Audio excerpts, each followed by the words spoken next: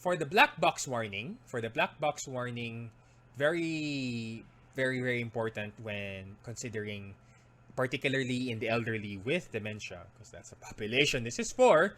Actually, generally, for the elderly, we really want to steer clear of antipsychotics because, side effects are already a lot, as you've seen. Older adults tend to be more sensitive to antipsychotic side effects. So it's going to be a lot worse. And then on top of that, you have, risks of cerebrovascular events pa. So generally speaking, you want to steer clear of it, really. Plus, remember, antipsychotics, they block muscarinic receptors, M1. That can lead to cognitive impairment. And cognitive impairment is kind of really bad in older adults. It can lead to confusional states. If they're confused, they might end up with delirium. They might, lose their bearings, slip and fall. They get fractures. Yeah. So lots of things can happen. So generally, you want to steer clear. If all else has been exhausted and the issue hasn't been addressed, particularly if it's really something, like psychosis, then there is a last resort, but it's not the first gen. That's all I can say. It's not the first gen drug. Okay, speaking of ham receptors, again, like Sean. So when you talk about side effects, you just go back to the receptors. Okay, so that's why this is why I can rattle off the side effects with my eyes closed. This is not a flex. This is because I have already memorized the MOA. D2 receptors in the mesolimbic pathway. So blocking them, secondary negative symptoms. D2 receptors in the nigrostriatal pathway, blocking them, EPS. D2 receptors in the anterior pituitary, blocking them, hyperprolactinemia, resulting in the following signs and symptoms, right? And then ham receptors. So I eat lechon, I get sleepy, and I gain weight. H1 antagonism, sedation, weight gain. Alpha-1, orthostatic, so on, so on, so on.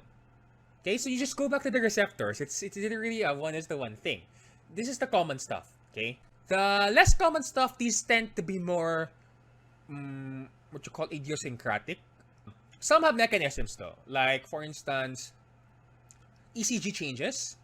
ECG changes, there's a mechanism for that. Because apparently, all the so-called antipsychotics, they block what you call the hERG channel. The hERG channel is a potassium ion channel, which is important for cardiac conduction.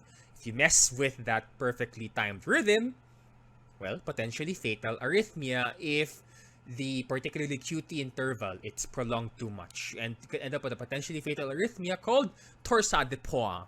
Right? Torsade de pointes, lechon. So, generally, this is a risk for all so-called antipsychotics, although some have a higher risk than others.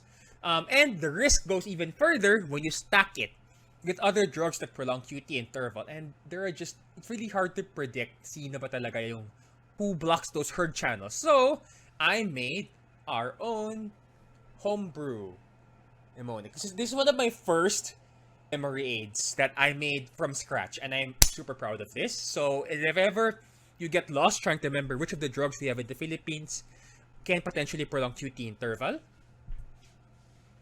Okay, I have to move this way. Wait, no, I'll just move this screen here. Okay. Yeah, I forgot I can do this. Yes. SEQT, sorry, this is in Tagalog. So for those who don't speak Tagalog, I do apologize. You can ask your friends to speak Tagalog to give some context or maybe translate it into your local language, perhaps. Now, the mnemonic goes as, Esiprof na QT ma-pride sa first and second halo-halo. Nakakasuka, may amag, Esiprof na QT. This is really convenient because among the antidepressants, it's only escitalopram in the Philippines that prolongs QT interval. Okay, I'll talk about that again later, pero it's only escitalopram. Ciprof, so ciprofloxacin, and fluoroquinolones in general prolong QT interval. QT prolongation. Ma-pride. So ma is macrolides, erythromycin et al. There you go. They prolong QT interval. Pride being amisulpride, a second-generation antipsychotic that is not often mentioned in US textbooks because it's a European thing and, well, also Philippine thing, so you won't see it a lot. But amisulpride is a second-gen antipsychotic. First and second halo-halo, peridol. So first and second generation antipsychotics in general.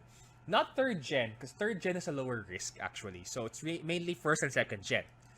Nakakasuka, that would be the cetrons, the 5-HT3 receptor antagonist, except palanositron.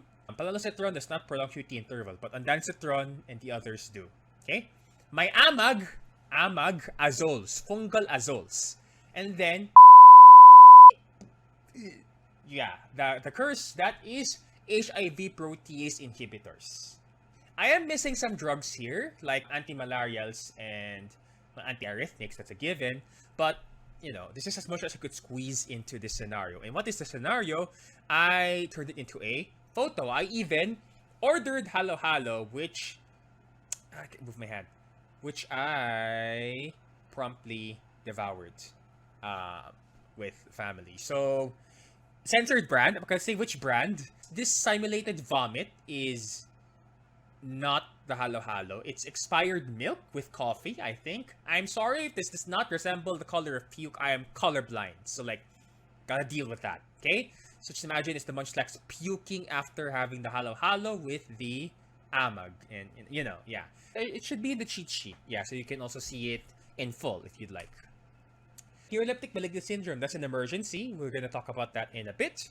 The others, like blood dyscrasias, jaundice, those are tend to be idiosyncratic. We don't really know why they happen. We have some theories, but it's kind of like, it just like, I guess, screw you in particular if you get it. Because Seizures is mainly a concern with chlorpromazine. Generally, most antipsychotics have an acceptable risk for people, even with people with pre-existing epilepsy. But chlorpromazine has one of the higher dose-dependent risks, so we want to steer clear of chlorpromazine. It's for some reason, it has higher rates of seizures, changes in body temperature, and then also possible, I forgot to put it here, venous thromboembolism, blood clots, not just in the brain, even in the periphery is also possible. But again, generally rare. Thankfully, otherwise these would have been withdrawn because those just aren't, given how severe some of these are.